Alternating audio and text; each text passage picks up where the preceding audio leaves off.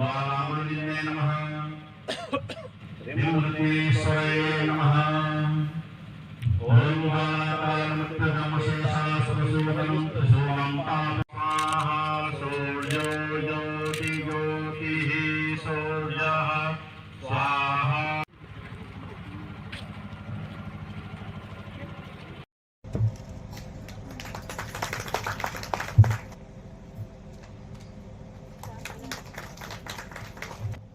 প্ৰণামিতাক অনুৰোধ জনাইছোঁ।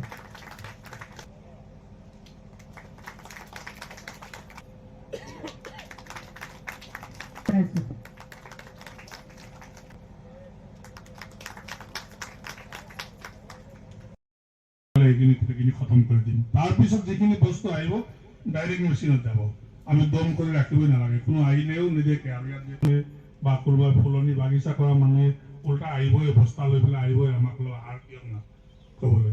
আৰু এই সাৰৰ যেতিয়া প্ৰতিপন্ন হ'ব নহয় তেতিয়া পৌৰসভা অন্তৰ্গত যিখিনি জাবৰ আমাৰ ইয়াত ওলায়, প্ৰত্যেকটো ঘৰৰ পৰা আমি যিটো কালেকশ্যন কৰোঁ সেইখিনি ইয়াতে ডাম্পিং হৈ আছিলে। ডাম্পিং হৈ এটা পাহাৰ স্বৰূপ এটা হৈছে। এই পাহাৰটো নাইকিয়া কৰিবৰ কাৰণে biomining and rehabilitation of legacy waste এইটো এটা প্ৰজেক্ট লোৱা হৈছে। ইয়াত কি কৰা হ'ব যে প্ৰথমতে এই জাবৰখিনি খান্দি পেলাই উলট পালট কৰি পেলাই তাতে কেমিকেল স্প্ৰে হ'ব। কেমিকেল স্প্ৰে কৰিলে গোটেই প্লাষ্টিকক বাদ দি পেলাই বাকীখিনি যিবিলাক আছে সেইবিলাক মাটি হৈ যাব। তাৰপিছতে গোটেই বস্তুখিনি 15 দিনমান পিছতে এটা মেচিন থাকে, ট্ৰমেল মেচিন। সেই ট্ৰমেল মেচিনত বস্তুটো ঘূৰোৱা হ'ব। তো তাত যিখিনি মাটি থাকিব তাতে পৰি যাব আৰু প্লাষ্টিকখিনি বেলেগ হৈ যাব। সেই প্লাষ্টিকখিনি ইয়াৰ পৰা বিভিন্ন চিমেণ্ট ফেক্টৰীবিলাক আছে, যিবিলাকে চিমেণ্ট ফেক্টৰীত এইবিলাক বস্তু ইউজ কৰে, তেওঁলোকৰ তালৈ পঠিয়াই দিয়া হ'ব। আৰু এনেকৈ 3 মাহৰ ভিতৰত আমাৰ প্লেন আছে যে গোটেই এই ডাম্পিং এৰিয়া যিমান জাবৰ আছে এই জাবৰখিনি শেষ কৰি দিবলৈ। সেইটো পৰ্যায় শেষ হোৱাৰ পিছতে বেলেগ এটা পৰ্যায় হ'ব। আমাৰ ইয়াতে MRF বনোৱা হ'ব। এই লাষ্টৰ ফালে এটা MRF বনোৱা হ'ব। MRFটো হ'ল এটা শ্বেড, তাত এটা ট্ৰমেল মেচিন থাকিব। জাবৰ যিখিনি আমাৰ ডেইলি জাবৰ আহিব সেইখিনি ডাইৰেক্ট তাত পৰিব।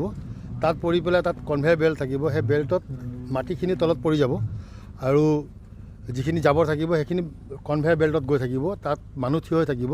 প্লাষ্টিক বটলা প্লাষ্টিক হিচাপে বুটলিব, বটল বেলেগে বুটলিব। তেনেকৈ বস্তুবিলাক চব ছেগ্ৰিগেট কৰি দিব। আৰু ছেগ্ৰিগেটেড ৱেষ্টবিলাক আমি জেগাই জেগাই বটলবিলাক আপোনালোক জানে যে বিক্ৰী হৈ যায়, সেইখিনি বিক্ৰী কৰি দিম। প্লাষ্টিকখিনি প্লাষ্টিক হিচাপে বিক্ৰী কৰি দিম। তাৰমানে আমাৰ যিবিলাক জাবৰ ওলায় সেই ৱেষ্টৰ পৰা ৱেল্থ, জাবৰৰ পৰা আমি ধন অৰ্জন কৰিব পৰা অৱস্থাত এটা আমি 6 মাহৰ ভিতৰত এইটো আমি আহিব পাৰিম। সেই গোটেই প্ৰজেক্টটো ষ্টাৰ্ট কৰিবৰ কাৰণে আজি যদিও আমাৰ মন্ত্ৰী মহোদয় অহা কথা আছিলে, কিন্তু তেওঁ কিবা অহাত দেৰি হোৱাৰ কাৰণে তেওঁ পোনে ডুমডুমালৈ গুচি গ'ল।